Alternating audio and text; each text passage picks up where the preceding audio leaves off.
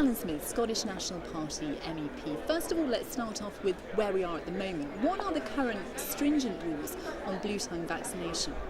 Well, the current very stringent rules are there for a reason, of course. Bluetongue is a dreadful disease. It's dreadful for the animals especially, but also very bad for the agricultural sector and the rural economy. So the rules that we have presently is that if your area is subject to an outbreak, you're able to vaccinate your animals. And what we're going to see is these rules being relaxed, which means that you'll be able to preemptively vaccinate your animals to stop an outbreak happening. So at the moment, under the current rules, Scottish farmers and in the rest of the UK for that matter, they can't vaccinate. Is that the current state of play? Well, we could vaccinate, but it would mean that we wouldn't be able to transport our animals anywhere across the rest of Europe or indeed within the UK. And there's a thriving trade in moving animals around in different places for slaughter or for fattening up. So it's a hugely important economic issue. But what we're going to see with the new rules is much more flexibility to allow the farmers to decide when to preemptively vaccinate their animals. And that's got to be good news because the science is very much the basis of the new legislation.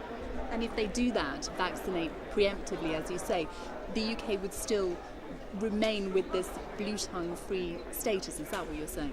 Yeah, indeed so. The new vaccines are much more effective, much more efficient than they were previously.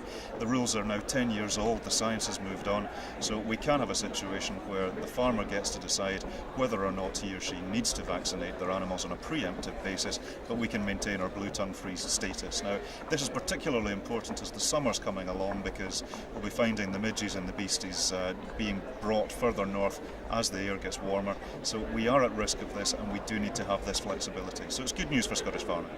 And talking to those Scottish farmers, I mean, do you get the impression that they would like to at least consider preemptively vaccinating? Absolutely. The agricultural community in Scotland and indeed the UK is unanimous that the more flexibility the better on this one.